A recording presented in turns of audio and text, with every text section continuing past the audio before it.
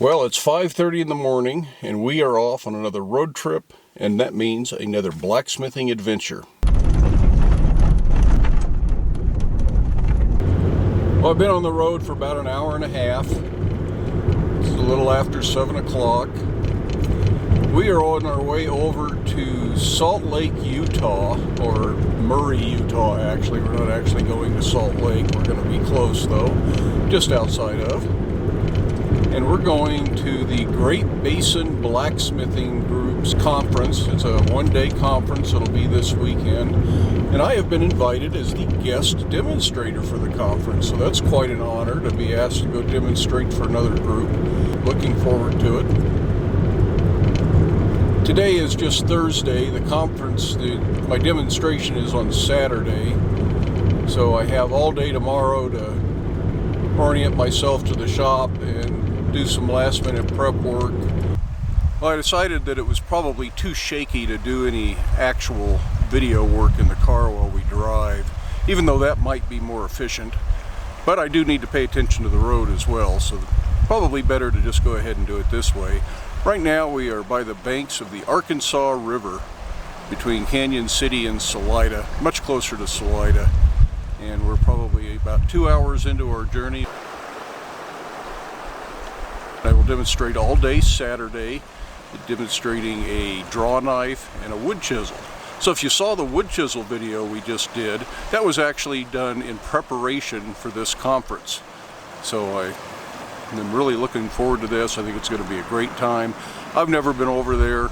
It's at the shop of an old friend that I've just never had time to drive over and visit, so it's a good time to do that. And we will see what Paul's shop looks like.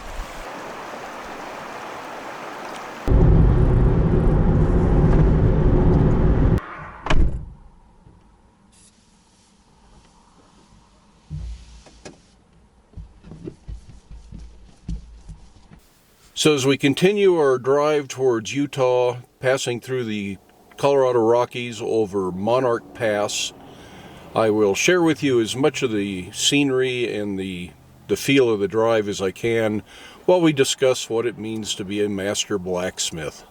So I hope you enjoy the trip, hope you enjoy the discussion.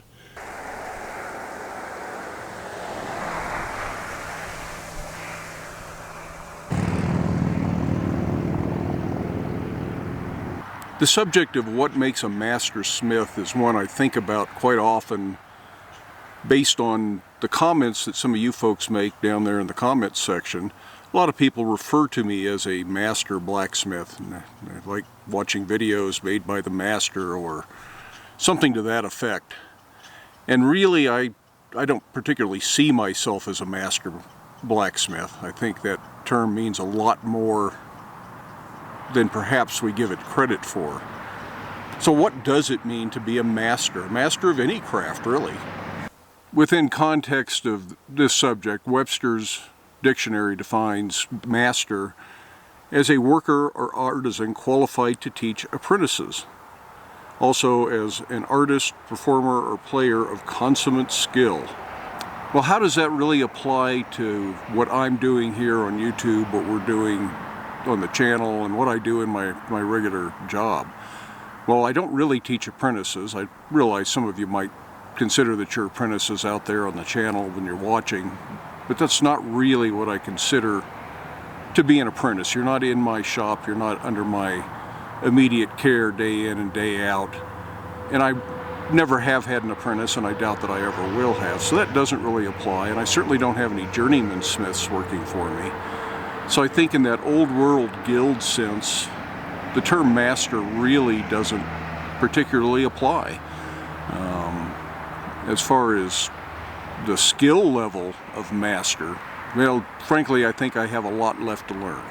There are people who I consider to be masters, people like Mark Asprey, Peter Ross, Clay Spencer, and quite a few others who are so far above me in their skill level that for me to compare myself to them by calling myself a master simply would be arrogance. They are so much better than I am, and they're the ones that I consider to be master smiths.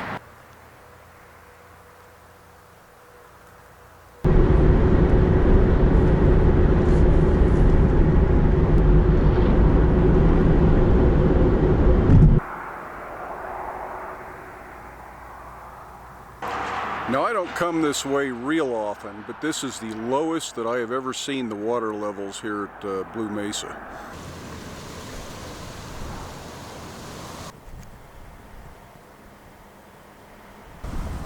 The other thing I think about when thinking about the term master is the old guild system, where the role of the apprentice, the journeyman, and the master was really pretty well defined. I think that that's something we don't really have these days, although in some areas there might be something like that. But here in the U.S., there's really nobody who says you have made it, you have achieved the status of master blacksmith.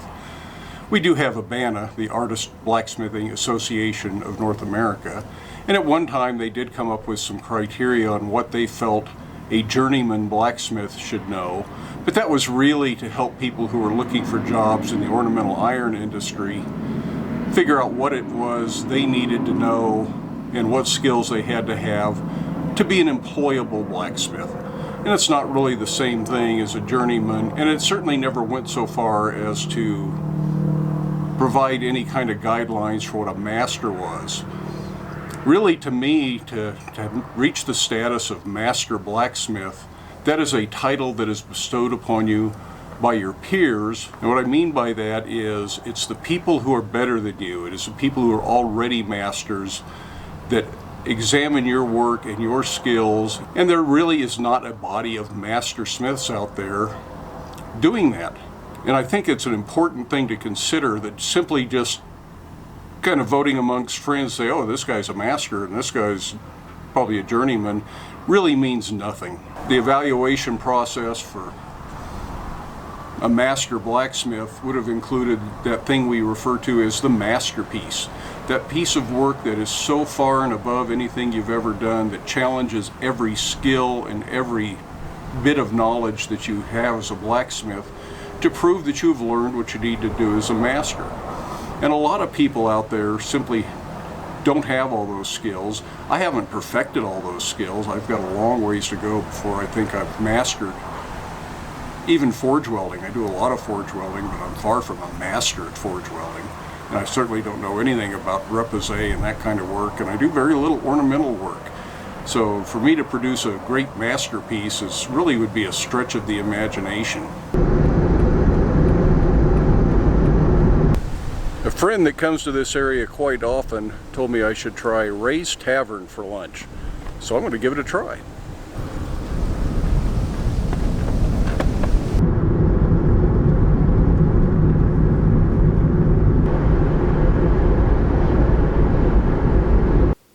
Well, I never really meant to continue this video from a in-the-car chit-chat perspective, but unfortunately it is so windy here in Utah that I haven't found a good place to get out of the car and finish up, so I think I'll just finish it in the car parked off the side of the road here, and that way I can make sure I get this done and might be able to edit it a little bit tonight.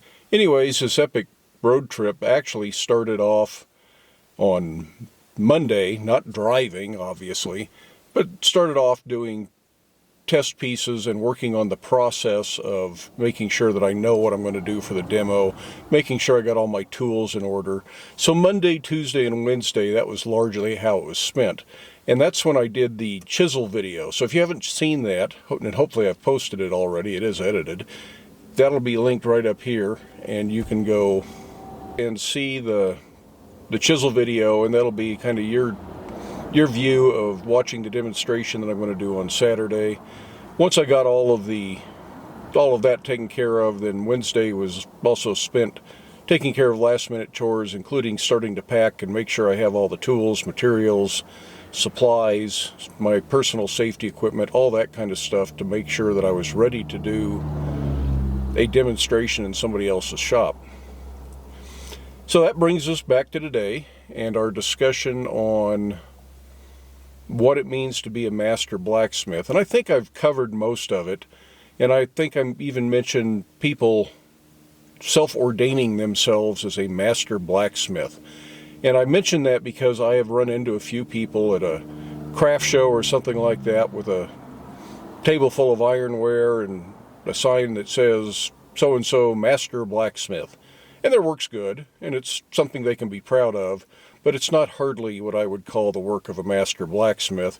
And I always wonder, who gave you that title? And I'm pretty sure they gave that title to themselves as a marketing ploy. I've had other rather experienced blacksmiths walk up and introduce themselves in more of a strut. And they come up and say, "Hi, I'm so-and-so, I'm a master blacksmith, and you should have me demonstrate at your conference." Well, I'm not the one that picks the demonstrators for one thing, but I'm pretty sure if that's the way you introduced yourself, you're probably not the one we want demonstrating at the conference. I think that's a bit arrogant. And again, there is nobody in the U.S. giving out the title Master Blacksmith. The only people that use that are other blacksmiths, like I refer to Mark Asprey, Dan Nauman, Peter Ross, Clay Spencer, people like that as master blacksmiths, or people I consider to be masters. But they don't have the title of master blacksmith, and you will never hear those people refer to themselves as master blacksmith. Peter Ross actually had that job. He was the master smith at Colonial Williamsburg, but now that he works in his own shop, at his own place, I've never heard him use that term. So it's not something that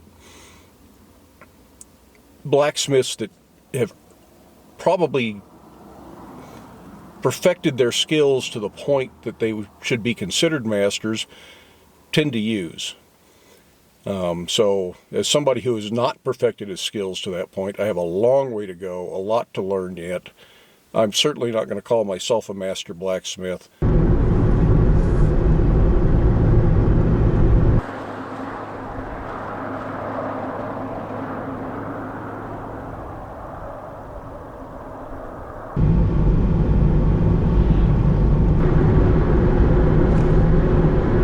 In the meantime, I hope you can get out to your shop, make something, but stay safe, wear your safety glasses, and we'll see you for the next one.